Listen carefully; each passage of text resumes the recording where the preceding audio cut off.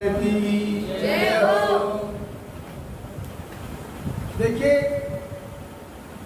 अब सभी लोग इस श्री क्षेत्र वृंदावन में भगवान की कथा का श्रवण मनन चिंतन करने के लिए उपस्थित हुए हैं। और इतना ही नहीं, बीइंग ए स्टूडेंट आप लोग उसको अध्ययन के साथ, चिंतन के साथ जानते हैं, जानना चाहते हैं। यू आर कीन टू, आपको एक प्यास है। एज ए स्टूडेंट आपको लगता है कि हम भी भगवान की कथाओं का श्रवण करने के पश्चात, मनन या चिंतन करने के पश्चात वैसे व्यास जी भगवान के जैसे, शुक जी के जैसे,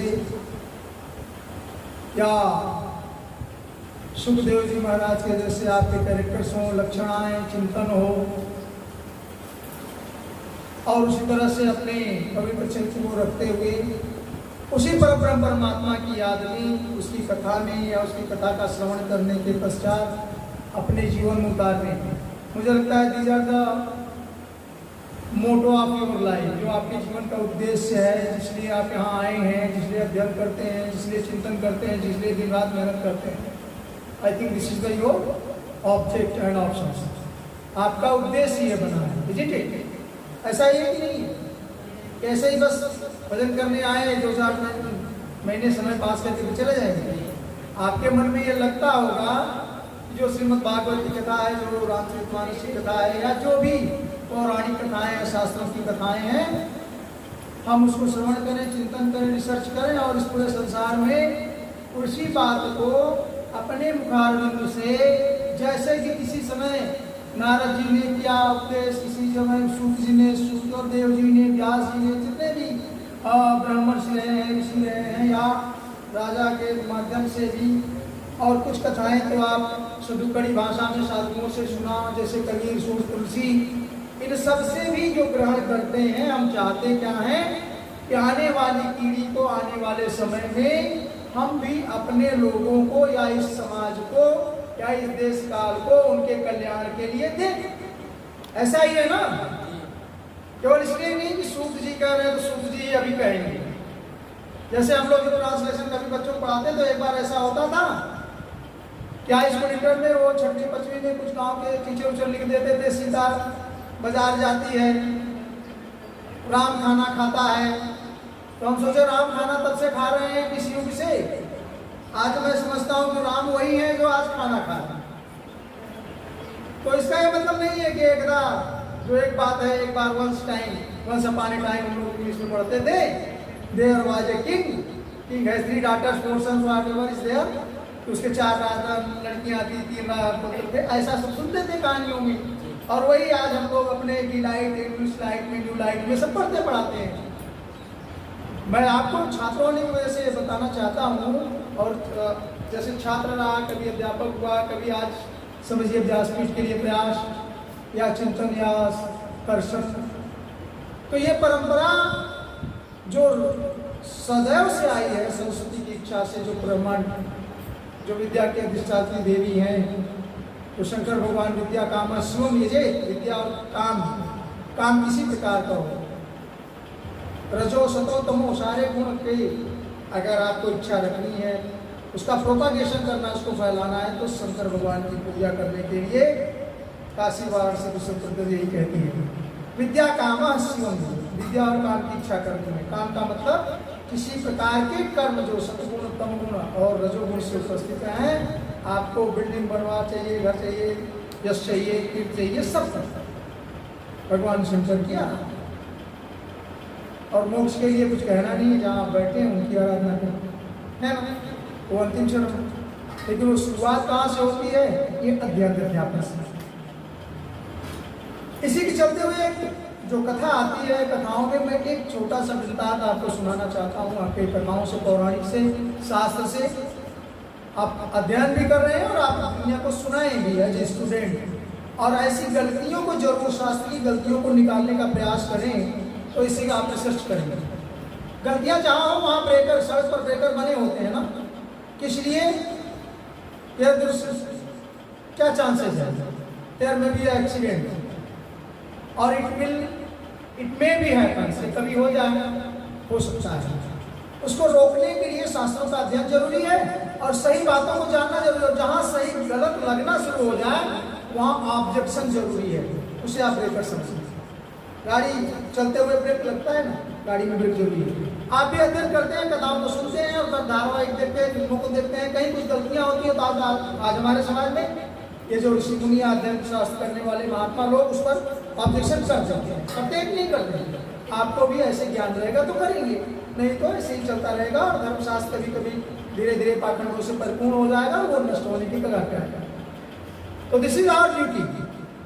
हम लोगों की मॉरल ड्यूटी के साथ ये आध्यात्मिक ड्यूटी भी है कि कहाँ कुछ गलत हो तो उसको। सुदामा जी के बारे में एक थोड़ी सी जो कथा आपने जानी होगी, सुनी होगी, फिल्मों में देखा होगा, और आपने सुदामा जी के चरित्र में शायद यही सुना जाना कि गरीब ब्राह्मण, एक ग्रामीण ब्राह्मण, उसका प्रहसन और नाटक देखते समय, सुदामा के चरित्र समय उनका मुंडन करके छोटी छोटियाँ बना के और एक लठ दे देते हैं और मुट्ठी बांध देते हैं और उनको दबाते, सब उस पर हंसते हैं। हमको लगता है कि अगर कहीं कथा चल रही है, प्रसंग चल रहा है, तो उसमें 50-60% लोग ऐसे रहते हैं जो निश्चित है उसको मजाक काम बनाते हैं। जी ठीक, ऐसा है कि नहीं है भाई? अगर आपको सुदामा का रोल दे दिया जाए तो आप करना चाहेंगे स्वेच्छा से? शायद कम। पहले सोचेंगे, सब चाहेंगे, फिर सोचेंगे लोग हमारा मजाक बना लेंगे। इस बात को मैं बताना चाहते हैं, अनुभव की बात है। ऐसा नहीं है कि सुदामा बनना बहुत आसान बात। अगर आपको सुदामा का रोल दे दिया जाए तो 50 मिनट यही सोचेंगे करेंगे न करेंगे, ऐसा मैं सोचता हूँ। क्यों? क्योंकि पहले तो टाइटल लग गया, आज एडजेक्टिव क्या लग गया, विशेषण। विशेषण क्या है? उसके नाम के आगे लग गया गरीब ब्राह्मण। ब्राह्मण भी तो कैसा? तो पुअर होना कोई चाहता ही नहीं, उसका ईगो है, उसके मन में, अपने मन में होता है ना भाई। आपको कोई कहता है अरे बेचारा गरीब, अरे पागल। पागल कैसा? जड़ भरत, खूब कथा होती है, तो सुनते हैं। और उन्होंने कहा ना दुनिया मुझे पागल समझे, ऐसा ही उन्होंने व्यवहार भी करना शुरू कर दिया था। और अगर आप रास्ते में जाते कहते हैं पगला इधर आओ तो कैसा लगेगा? तुरंत दौड़ाएंगे या मारना शुरू हो जाएगा। होगा कि नहीं होगा? यही है इंद्रियों का कल। इंद्रियों की जो आप जिसे जितेंद्रिय कहना चाहते हैं, उन इंद्रियों की यही कहानी है कि वो कुछ बर्दाश्त नहीं कर पाते, जो खट विकार हैं, ठीक है, वो रहेंगे हमारे आप पर। उसे केवल कथाएं ही शांत कर सकती हैं, उसे प्रभु का चरित्र ही शांत कर सकता है। वैसा सोच के शांत कर सकता है। मजाक करना और उस पर चलना, किसी को कह देना अरे भाई ठीक है, भगवान श्री कृष्ण के बारे में ही केवल आता है ना, क्या? सच्चिदानंद रूपाय, यूनिवर्सल ट्रूथ, सच्चिद आनंद रूप है। कोई ऐसा ट्रूथ नहीं है उसके अलावा। Universal truth, that truth will never be deleted. ऐसा सत्य कभी वो खत्म ही नहीं हो सकता, अनवरत रहा है, रहेगा और हर समय वो चल रहा, उसकी प्रेजेंस, स्वामी प्रेजेंस है।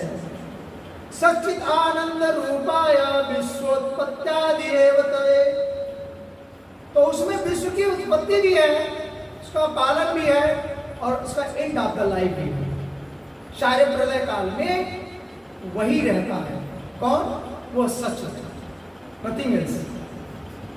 और भगवान ने कहा एवरीवेयर, हमने स्टडी किया स्वामी विवेकानंद की किताबों में, आत्मा की जो है कि अगर कोई चीज संसार में व्याप्त है तो nothing else except the soul of the man.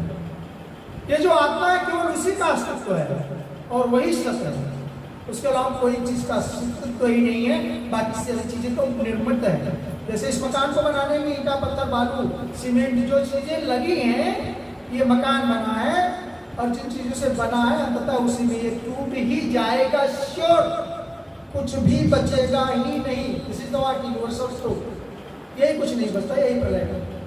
तो सारी निर्मित चीजें सब नष्ट होंगी, पर ब्रह्म परमात्मा ही सदैव सत्य है।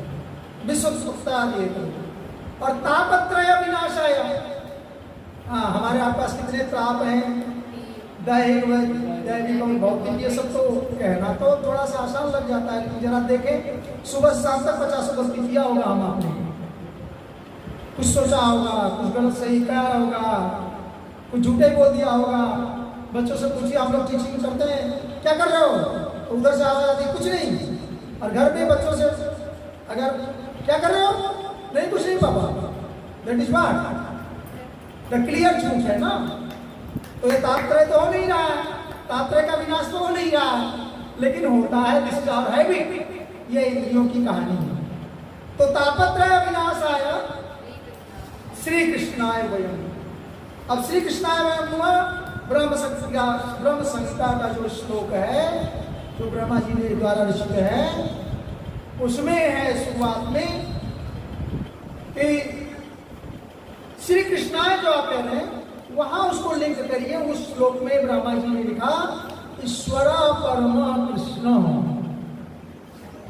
ईश्वर परमा कृष्ण। इसलिए यहाँ पर श्री कृष्णाय वयम नमः, श्री विष्णु नमः नहीं लिखा है। श्रीमद् भागवत के श्लोक में श्री कृष्णाय वयम नमः वहां लिंक होता है, कोलैबोरेट करती है वो लाइन, ईश्वर परमा कृष्ण सच आनंद विग्रह। सच्चित और आनंद का जो विग्रह करने वाली जो पावर है, जो एनर्जी है, वो केवल सच आनंद की वो विग्रह करने की मूर्ति केवल कहाँ है, परम कृष्ण में। ईश्वर परमा कृष्ण सच्चिदानंद विग्रह अनादिनादि गोविंद सर्वकार। जो कुछ हो रहा है कारण, और आपने गोस्वामी जी तुलसीदास ने भी सुना, क्या लिखा गया आपने पढ़ा कि कीड़ी जाए करावई सोई कुमार राम लखा। कहने का मतलब ये सब प्रेरणा देने वाले, लेकिन गीता में ये बात आती है कि भगवान किसी को प्रेरित करते नहीं है। अर्जुन से भगवान ने श्री कृष्ण ने कहा है कि न तो मैं किसी को कर्म अधिष्ठान देता हूँ, न कर्म करने की उसको प्रेरणा देता हूँ, न कर्म फल का विधान ही करता हूँ, न कर्तृत्व न कर्मान लोका सृजति प्रभु। ये भगवान श्री कृष्ण गीता में अर्जुन से कह रहे हैं कि न कर्तृत्व न कर्मान, न तो मैं किसी के कर्म की व्यवस्था करता हूँ, न करने की प्रेरणा देता हूँ। तो फिर होता कैसे? इसका मतलब रामचरितमानस में गलत लिखा है, ऐसा नहीं, हम गलत समझते हैं। वेदो अयम परोक्षवादो ऐसा लिखा गया है, परोक्षवादो वेदो अयम। वेद की वाणी ऐसी है, जो हम कुछ समझते हैं वो शायद होता नहीं है, और जो होता है वो हम समझ नहीं है। तो न कर्तृत्व न कर्माण, ये श्लोक जो लिखा गया भगवान के द्वारा अर्जुन को कहा गया है, उसके अर्थ में यही लिखा गया कि मैं न किसी को किसी कार्य करने की प्रेरणा देता हूँ, न उसके कर्म की योजना बनाता हूँ। और वहाँ क्या है, सब कुछ करने कराने वाले मैं ही हूँ। तो फिर इसमें भी हमारी वाणी और लेखनी और किताबें और शास्त्र बंद हो जाते हैं। बात वही याद आती है, परोक्षवादो वेदो।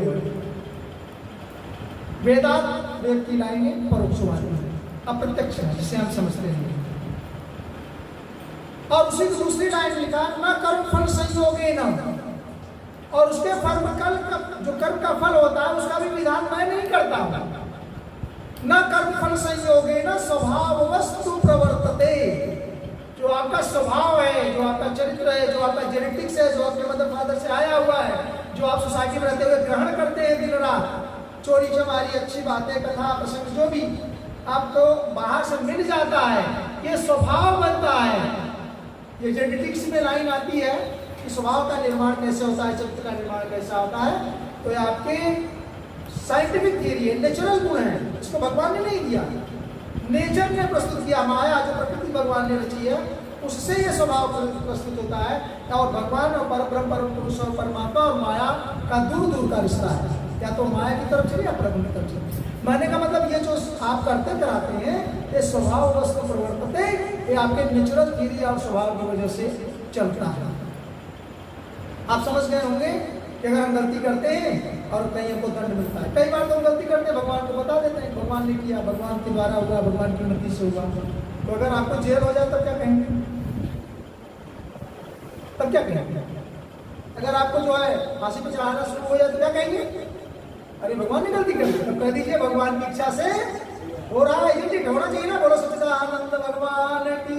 अगर आपको दंड में मिल जाए तब कह दीजिए वहां पर ये भगवान की इच्छा से हो रहा है, तब तो आप बड़ी दिमाग लगाएंगे। एफिडेविट लगाएंगे, ये करेंगे, वो कर लेंगे, 25 की योजना बनाएंगे, नहीं बनाएंगे, होगा ना भाई। तो निर्मल अगर होंगे, निर्मल जन्म सो मोहि पावा, अगर उतना निर्मल होंगे तभी आपको सब जगह भगवान का। लेकिन कहना कराना बड़ा कठिन है, हम भी नहीं कर पाते, शायद आप भी अभी छात्र हैं, करिए, संसार को बताइए। सुदामा जी का ये चरित्र जरूर फैलाइए। इसलिए आज का यह वीडियो है आप लोगों के पास, जिसके पास भी जहाँ पहुँचा है, अपने वीडियो के माध्यम से, चैनल के माध्यम से, हमारे पास भी जो चैनल है उन सब के माध्यम से लोगों तक पहुँचाइए सुदामा जी का एक छोटा सा चरित्र कथा जो हमने अपने गुरुओं और गुरु भगवान से सुनी है, सुन लीजिए। सुदामा का नाम लेते ही एक गरीब की क्वालिटी नजर आती है आपके अंदर, और लाचार दीनहीन ब्राह्मण नजर आता है। उसका चरित्र फिगर तुरंत घूमेगा दिमाग में, यार इतना गरीब, धोती पट्टी सी लटी दुपट्टी, इतना गरीब कि पहनने का कपड़ा भी नहीं। ये वर्णन है भाई, उनको इस कपड़े पर कोई फिक्र ही नहीं है। और यह सारी जो कमजोरी आप देख रहे हैं, जितना वर्णन शास्त्रों में है, विधि विधान में है, या फिल्मों में है, या नाटक प्रसंग में है, उतना गरीब होने का जरा कारण सुन लीजिए सुदामा जी का। हर जगह यही प्रकरण आता है, सुदामा जी ने चना चुराया, और संदीपनी जी के यहाँ जो है सुदामा जी ने चना चुराया और गरीब बन गए। अरे भगवान के जब मित्र ही थे तो सुदामा चाहे चुराते चाहे मांगते, बातें कहीं हो रही है, चोरी का दंड। ऐसा नहीं है बेटा, ऐसा नहीं है।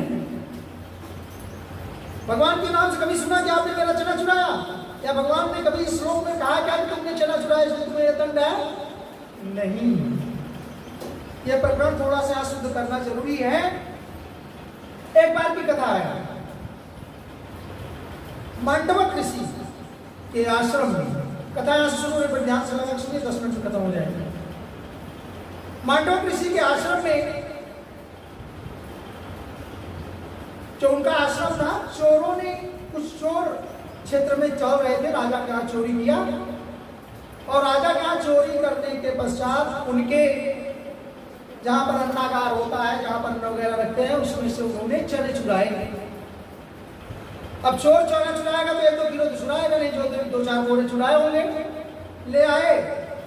तो हमारे आप जैसे आप भी कोई काम करते हैं, अच्छा बुरा भी कभी कभी तो कई बार मन्नत मानते हैं, भगवान ये काम हो जाएगा तो भाई मनौती होगी।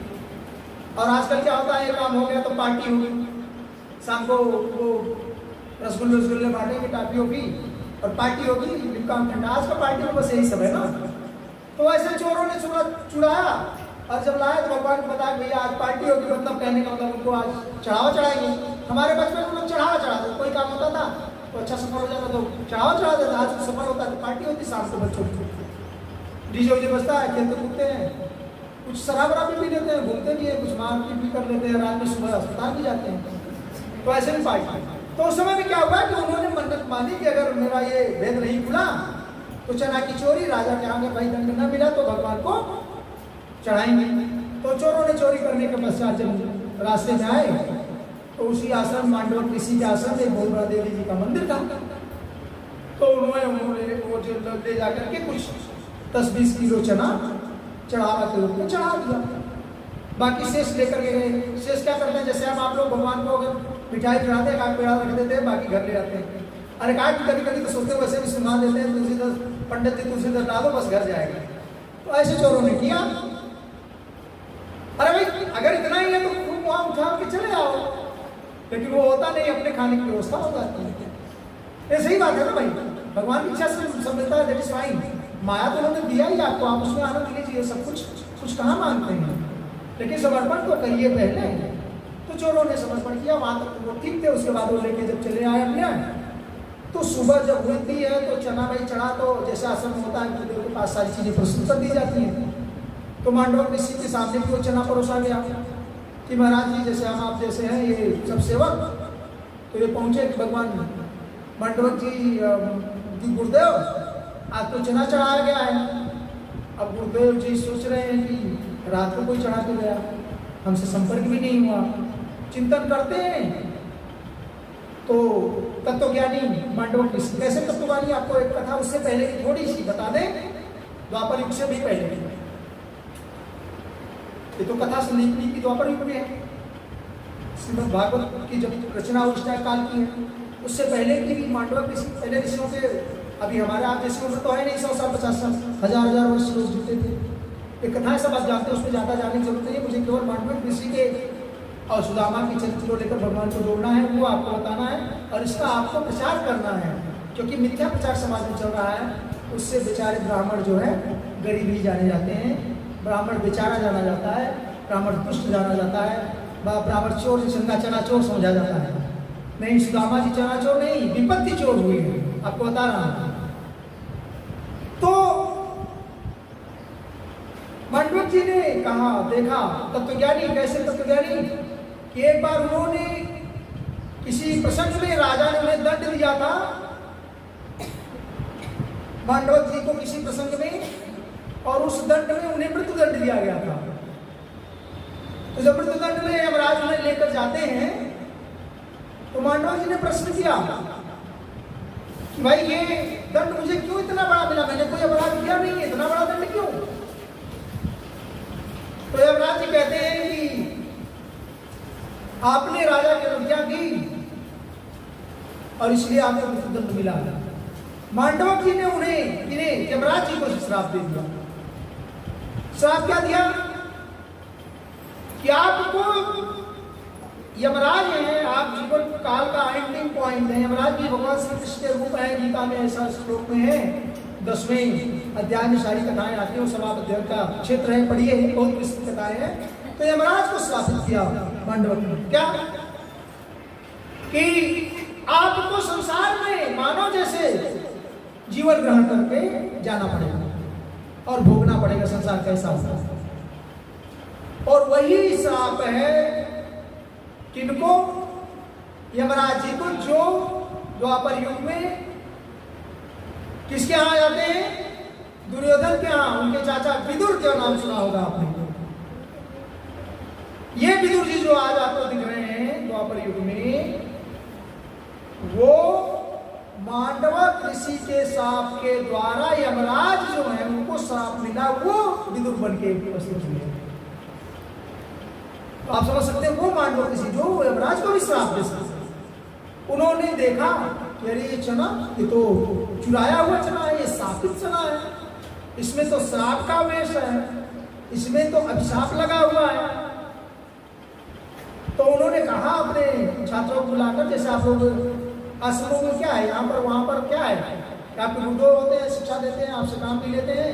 तो जब वो प्रकट हुआ तो गुरुदेव ने कहा मांडवक जी ने कि भाई देखो ये शापित चना है, इसको आप लोग ग्रहण मत करिएगा, खाइएगा मत, कोई भी इसका ग्रहण नहीं करेगा, सेवन नहीं करेगा। कहें क्यों? कहे शापित चना है और इसे जो ग्रहण कर लेगा वो घोर विपत्ति में हो जाएगा, उसकी सारी राज्य लक्ष्मी खत्म हो जाएगी, वो कंगाल हो जाएगा, वो घोर विपत्ति में हो जाएगा, कंगाल और निर्धन बन जाएगा। तो प्रश्न उठा कि भाई अब ये चना होगा क्या? तो त्रिकालदर्शी मांडवक ऋषि ने उस समय में, अगले द्वापर युग में, उस टाइम में जब ये जिस चोरों ने चुराए, वहां की कथा है, तो उन्होंने कहा संदीपनी जी के यहाँ पर ब्रह्म अध्ययन करने आए हैं। भाई त्रिकालदर्शी जो यमराज को, आप समझ गए मेरी बात, वो तो देख ही रहा है कि संदीपनी जी के यहाँ कौन आया है, कौन है। तो परब्रह्म जो परमात्मा श्री कृष्ण है, वो अध्ययन के लिए संदीपनी जी के यहाँ, ये चना अगर उन्हें दे दिया जाए तो वही इसे ग्रहण करेंगे, तो कोई श्राप का असर नहीं पड़ेगा, इसका उपयोग भी हो जाएगा और उन्हें कोई उसका फर्क भी नहीं पड़ेगा। तो पूरी संसार, सारा विश्व त्याग ही करो, सारा विश्व नहीं करना चाहो, उनको कोई फर्क नहीं पड़ने वाला। ऐसा करके संदीपनी के आश्रम में वह चना भेज दिया जाता है। तो संदीपनी जी के आश्रम में जब पहुंचा वह चना, तो भाई संदीपनी जी भी देखे उसको। तो कथा पे कोई कथा तो नहीं बताता है किसके हमने आपके यहाँ भेज दिया। आप लोग भी जब कहीं जाते हैं, कोई भक्त या कोई यजमान को चढ़ा देता है तो अपना रोग दोष थोड़ी बताता है कि किस ग्रह के कारण आपको दान दे रहा है। कभी कभी तो जो है शनिवार का जो व्रत करते हैं, शनिदेव का भी चढ़ाया हुआ आपको ही थमा देता है, लो भैया, वो थोड़ी बताता मेरा ये ग्रह है इसलिए आपके ऊपर चढ़ जाए। आपके अंदर ताकत है, आप मंत्रों के मंत्रोच्चार करते हैं, गायत्री जपते हैं, दीक्षा लेते हैं, तो आपके अंदर वो ताकत होती है कि आप उसे बचा लेते हैं। तो ऐसा ही संदीपनी के बाद जब पहुंचा चना, तो संदीपनी को जी को भी आवाज हो गया और उन्होंने क्या कहा, कैसा है, इस छात्रों में से पूरे हमारे आश्रम के छात्र में इस चना को किसी को मत देना, केवल श्री कृष्ण को या जो परब्रह्म उपस्थित है नहीं खाने के लिए दे देना। घर में उन्होंने ऋषि आज्ञा हो गई, ऋषि पत्नी ने अपना रोज रोज जो चना भिगोया, ये हुआ भाई ये कृष्ण को ही खिलाना है, बाकी इसके अलावा कोई नहीं खाएगा। अब आप समझिए, ये जब कहा गया तो सुदामा भी उसी में थे, उन्होंने भी सुन लिया। और सुदामा जी की ड्यूटी होती थी, जब श्री कृष्ण की ड्यूटी थी क्या, वनों में जाते थे, लकड़ियाँ इकट्ठा करते थे, आश्रम के लिए भोजन पानी जैसे आप लोग करते हैं थोड़ा बहुत यहाँ वहाँ व्यवस्था करते हैं, तो वैसे उस आश्रम पद्धति में उनकी भी सेवा लगी थी, सारे भोजन पानी और लकड़ियों की व्यवस्था करते थे। कौन? श्री कृष्ण। अलग अलग छात्रों को अलग अलग ड्यूटी होती, आज भी। तो सुदामा जी के लिए एक ही काम था कि जब वो सारे छात्र लोग काम पर होते हैं तो ये उनको ले जा करके उनको भोजन करा कराते हैं। तो भोजन कराने में जब चना तैयार होता था तो वो चना फिक्स था कि ये चना कहाँ जाएगा, श्री कृष्ण को दिया जाएगा, बाकी सब चना दूसरा लेंगे लेकिन श्री कृष्ण को यही चना दिया जाएगा। अब सुदामा लेकर चलते थे, यहाँ से समझिएगा सुदामा का रूप। सुदामा जी रास्ते में पहुंचते थे, चना खोलते थे, बार बार देखते थे और सोचते थे। क्या सोचते थे? वह कथा मांडव ऋषि कह रही, ये कथा, ये चना जो खाएगा, ये चना जो ग्रहण करेगा वो विपत्ति में पड़ जाएगा, घोर विपत्ति में पड़ जाएगा, आपत्ति में पड़ जाएगा, सारी मुश्किलें उसके ऊपर आ जाएंगी, उसकी स्त्री नष्ट हो जाएगी, धन नष्ट हो जाएगा। श्री माने नष्ट, धन तब तक तपस्या कभी नष्ट नहीं होती है। बस समझिए मैं इसलिए कह रहा हूँ, लक्ष्मी धन कर रहा हूँ, तो केवल भौतिक चीज है जिससे आपका काम चलता है हमारा। तपस्या कभी खत्म नहीं होती। भागवत तब में आता है त्याग और तपस्या, लास्ट की लाइन है उस अक्षर से, तो तपस्या कभी नष्ट नहीं होती, वो सत्य है, सच्चित में तपस्या ही है। क्योंकि हमने कई जगह भागवत में सीखा कि जब भगवान कृष्ण को कोई काम करना है, किसको भी शंकर को कोई चीजों पर मने काम करना है, कहने का मतलब जब तुम्हें अनुष्ठान करना है, कुछ नहीं सोचता तो ब्रह्मादि देवता क्या करते हैं? तपस्या करते हैं। शिव जी क्या करते हैं? तपस्या। हुआ तब कभी नष्ट नहीं होगा। तो मैं श्री कहते हैं तो आप ये समझना गलती से कि उनकी तपस्या नष्ट हो गई। किसकी? सुदामा जी जब लेके जाते रास्ते में यही सोचते कि अब तो हमारे कृष्ण, हमारे सखा, हमारे मित्र कंगाल बन जाएंगे। आप बात समझ रहे हैं? कंगाल बन जाएंगे, इसलिए यह चना कृष्ण को नहीं दे, अपने मित्र को। हमारे आपके मित्र ऐसे हैं या हम जिसके मित्र हैं ऐसा करते हैं क्या? उसकी मुश्किल गुस्सा कर हमारे ऊपर चढ़ जाए, ऐसा सोचेंगे कभी? भगवान से बनाएंगे भैया उनका उन्हीं के पास रहे हमारा। आप किसी से मुश्किल से किसी की विपत्ति नहीं लेंगे, डिड श्योर है। गुरु का आदेश था कि यह चना दो निकाल दर्शन, गुरु और ऋषियों का आदेश था कि यह चना केवल और केवल किसको देना है? किसको देना है? श्री कृष्ण को देना है। लेकिन सुदामा जी वो ऋषि की आज्ञा को भी नहीं मान पा रहे हैं। क्यों? क्योंकि मित्र का प्रेम जो है, श्री कृष्ण का प्रेम जो है, और वह क्या कि अगर श्री कृष्ण चना को खाते हैं तो वो कंगाल हो जाएंगे, वो राजाधिराज नहीं रह जाएंगे, वो भगवान नहीं रह जाएंगे, वो द्वारिकाधीश नहीं रह जाएंगे। उनको संसार चलाना ऐसा समझ करके सुदामा ने वह चना, वह सात्विक चना, गुरुओं की भी आज्ञा उन्होंने नहीं मानी, स्वयं को ग्रहण किया।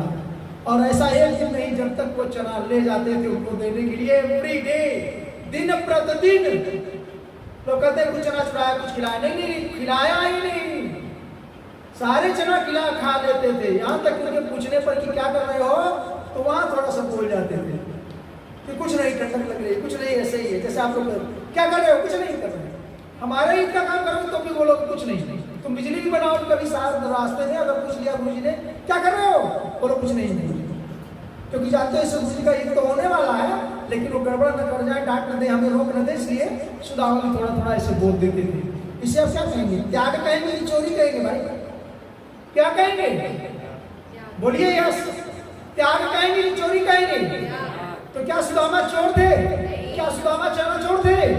तो क्या थे? त्यागी थे, विपत्ति के चोर थे। किसके विपत्ति के चोर थे? भगवान को विपत्ति न लग जाए, चोरी न लग जाए, भगवान निर्धन न हो जाए, ऐसे विपत्ति छोड़ते कौन?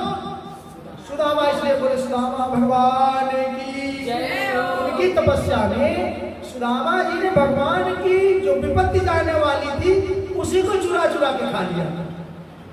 और फिर बाद में आपने उनका दर्शन सब सुना, सारी कथाएं सुनते हैं, लेकिन यह पृष्ठ जरूर खोलिए कि सुदामा ने चना चोरी नहीं करी है, सुदामा ने भगवान की विपत्ति को ही चुरा लिया पहले, और स्वयं पूरी जिंदगी वह विपत्ति भोगते रह गए। एक दिन द्वारिकाधीश के पास जब जाते हैं, चावल की कहानी अन्यत्र है, लेकिन चिवड़ा उड़ा मार के 10-5 जगह से ले जाते हैं। कृष्ण ने पूछा, वह प्रसंग भी कहीं कहीं मिल जाता है। कृष्ण पूछा, अरे मित्र आज तो तुमने चिवड़ा लाया, रोज तो ऐसे ही चले आते थे। बोला, मित्र आपके लिए तो रोज चना मिलता था, मैंने आपको कभी नहीं दिया, और ये चिवड़ा इसलिए दे रहा हूं, इसमें कई लोगों के कई घर का आशीर्वाद है, इसे आप खाइए, उनको आशीर्वाद लगेगा। तो बोले चना क्यों नहीं? अब वहां उन्होंने बताया वो जो चोरी हुई, चाहे जो आप समझ लीजिए, वहां पर भगवान से कहा श्री कृष्ण से सुदामा जी ने कि मैंने यह चना आपको मात्र इसलिए नहीं दिया, किस लिए नहीं दिया कि आपके ऊपर विपत्ति आ जाएगी और आप जो आज द्वारिकाधीश हैं, मेरा मित्र कभी द्वारिकाधीश न बनता। और ऐसे में सुदामा का चरित्र आपने व्यवहार करा देंगे।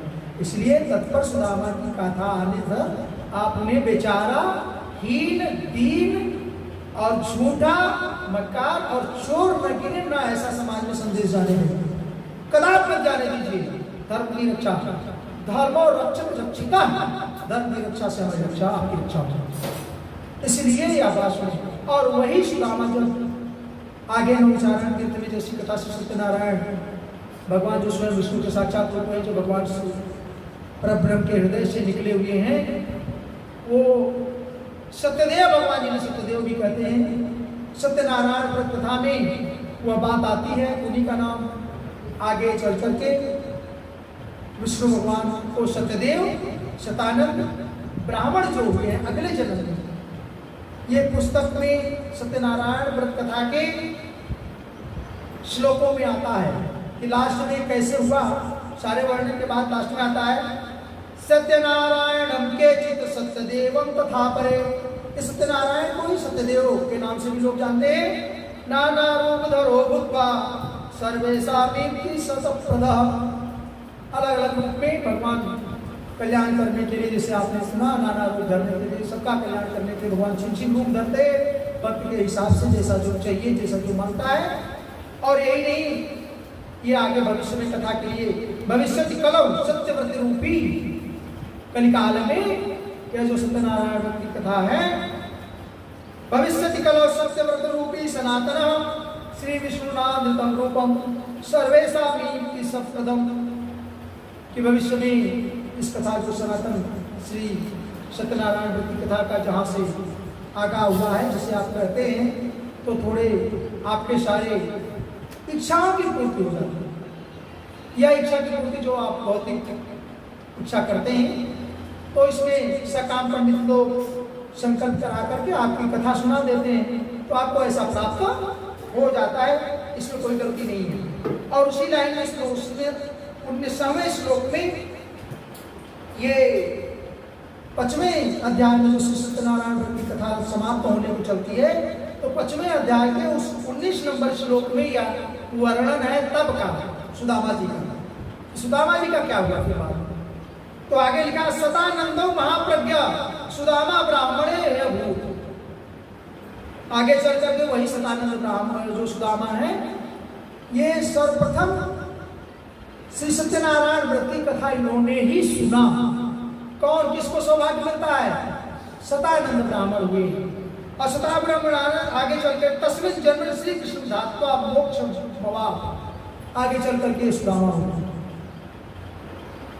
तो आप सदानंद ब्राह्मण, सदानंद की कथा नहीं सुनेंगे तो वहां भी गरीब ब्राह्मण आ जाता है, सुदामा सुने तो भी गरीब ब्राह्मण। लेकिन आगे चल करके ये भी आता है, इन्होंने भगवान का सारा राज्य पाठ किया।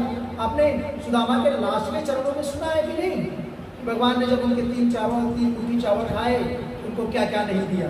वो हम नहीं बताएंगे, वो श्रीमद् भागवत और आपकी कथा व्यास जी वगैरह कहेंगे, उनका प्रकरण है। मेरा प्रकरण सिर्फ यही है कि जो ब्राह्मण है भगवान के क्यों प्रिय है। ब्राह्मण वेदों को धारण करने वाला, ब्राह्मण भगवान की निकली हुई जो वेदवाणी है, अक्षर पर ब्रह्म, परम ब्रह्म, जो अक्षर है भगवान रूपी ब्रह्म अक्षर है, वो अपने मंत्रों में धारण करके समाज को देता है। इसलिए भगवान ने कहा है, इसलिए ब्राह्मण मुझे प्रिय है। और जो संसार में भगवान की विपत्ति ग्रहण कर ले वह ब्राह्मण है, और वैसा सदानंद ब्राह्मण और सुदामा के चरित्र को आप सुन। तो इसीलिए ब्राह्मण सुन करके, ब्राह्मण जानकर, ब्राह्मण में पैदा होकर के आप अपने को उस विशेषण से मत जाया करके कि हम ब्राह्मण हैं, गरीब हैं, चोर हैं, सुदामा चोर, ऐसा नहीं है। आप तो सारी विपत्तियों को ग्रहण कर लेने वाले हैं। भगवान को भी, भगवान की भी विपत्ति को ग्रहण करने वाला कौन है? ब्राह्मण है। गुरु ब्राह्मण देव की